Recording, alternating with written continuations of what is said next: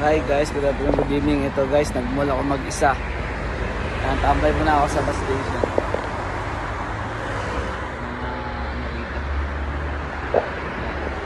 Forma tayo.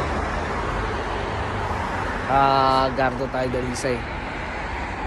Hintay lang tayo ng bus. Marunong na ako mag-bus eh.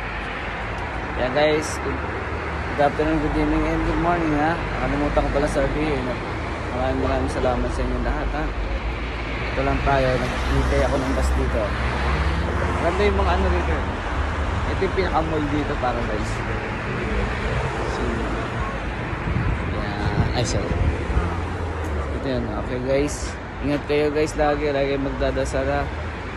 Okay guys, kasi marami na nakakatakot dito. Hindi natin kilala itong mga nandito sa hirap tayo. Bye guys. Ingat lagi magdadasal.